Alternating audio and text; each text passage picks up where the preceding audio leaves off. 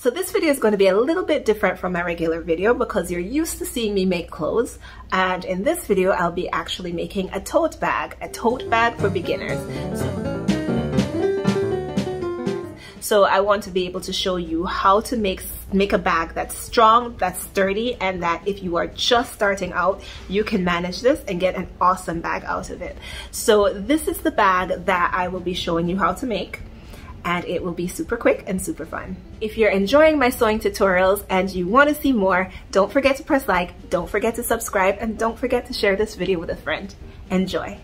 In this video, we'll be going through an easy method to create a tote bag. So there are multiple ways to create a tote bag, and this is just one of the ways, and this is probably the easiest way. All right, so I have, as you can see, 4 pieces of pre-cut fabric. Each of them is the same size. Each of them is 15 inches going across and 17 inches going up. And ultimately, I'll be making a bag that is 13.5 inches going across and 15 inches going up. So my bag will be a little bit smaller because I need room for seam allowance and to hem the top. All right, so what we are going to do is we are going to start off with the inside layer. So one piece of the inside layer. I'm going to lay that out here.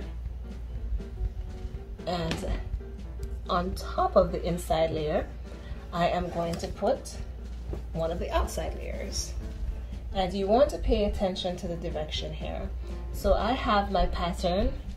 The bottom of the pattern is here, the top of the pattern is here. It has writing on it, so I need to make sure that I don't have upside down writing as I create this bag. All right, so now notice that we're looking at the right side of the fabric.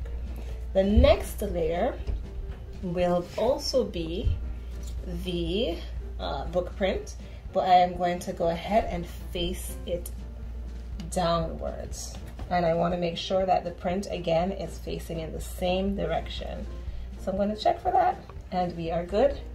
So I'm lining up our fabric here on top. And finally, we have our other inside layer, and I'm going to put that on top. So it's like we just created a sandwich, but our sandwich is inside out. All right, so once I've finished layering my fabric, I am going to go ahead and I'm just going to stick some pins around the shape of the bottom and the sides of our bag. And we're going to be sewing along that line or those lines.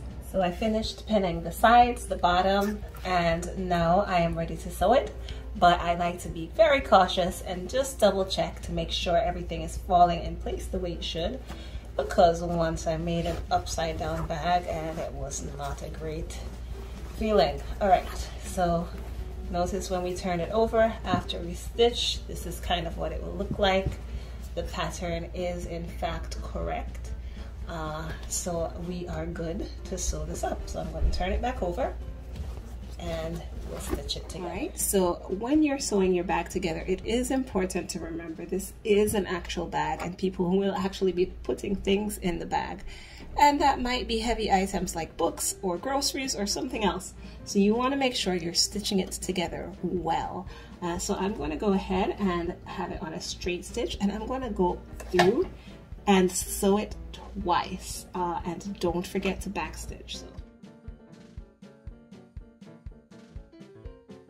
All right, so now the bag is all stitched together inside out, and I'm going to tidy this up a little bit. So as you can see here, there are raw edges, and this is why this is the easy version. So in order to tidy this up, I just go ahead and I trim the edges off. I don't go too close to my stitch because again, I want to make sure the stitching is nice and secure, but I go close enough just to make this neat.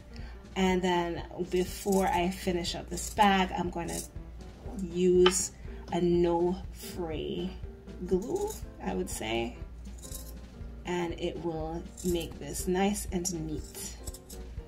Now, if you want to see a version of this bag with no raw edges, I can make a video for that. So just leave that in the comments below and I'll be happy to make another slightly more challenging tote bag tutorial that has no raw edges.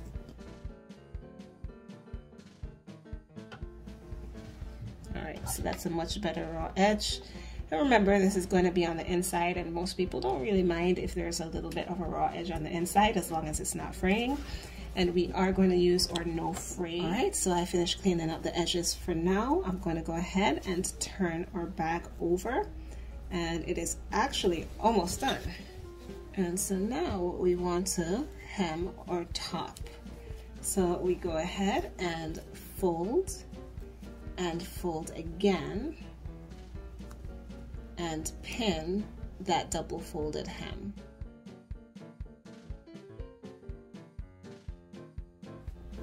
So once the hem is all pinned, you go ahead and you put it in the machine and sew it as neatly as possible. So here's the bag that we've made so far, and I went ahead and I cut 2 strips of canvas, and I will link where you can find this canvas material in the description below, but I will link to 2 strips, each 42 inches. And that 42 inches is just a personal preference. I like really long straps because I do like the option to be able to cross over the body as well. Now what I'm going to do is I'm going to position the straps on the inside of the bag. I am just doing this to show you how far down I'm putting the straps. I'm going to be putting the straps about this far down, and the reason I'm doing this is so that I can sew across 3 times. I really want to reinforce these straps, but again, I'm not going to position them on the outside. I'm going to position them on the inside. And how far you put these straps from the edge is really a personal preference. But what I would advise you to do is, as usual, pin it to where you think you want it. Try it on, see where it falls. If you don't like where it falls, if it's not balancing right, then maybe shift it to the left, shift it to the right, shift it down. All right, so I'm going to go ahead and pin these straps. All right, so my first strap is pinned on, and then I took my second strap and I lined it up perfectly with the first strap because I want to make sure it is the exact same size and falls in the exact same line as the first strap. So once I have that lined up, I can go ahead and pin the second strap as well. All right, so now it is time to sew on the straps, and it is a little bit hard to see what's happening here. So I'm going to bring you a bit closer. All right, so you want to make sure, and this is the thing that can make your bag be a real quality tote bag, you don't want to just sew one line to attach each strap. You want to make sure that you're really sewing it on there. So I'm going to go ahead and sew on a line. Remember to back stitch at the beginning and at the end. And then I'm going to sew a second and a third line onto each place that this strap is attached. All right, so that's my first line here. Now I can remove the pin because it's nice and well positioned. And you want to match your thread well because this is going to be showing on the other side of the fabric, and I'll show you what that looks like. And one more time, just because you do not want to have a mishap, you don't want this bag to fall off as you're walking proudly down the street with your new bag. Notice, because there is a bunch of black on this bag, you cannot see the stitching. We have a line here, one around here, and one down here, and it's not visible at all. All right, and so now we're going to do that 4 more times. All right, so I've just attached my straps, and the last step is to turn it inside out and clean everything up. As you can see, even though I just cut the edges of this off, it's already started to fray. If you have an overlock machine, that would be great for this job.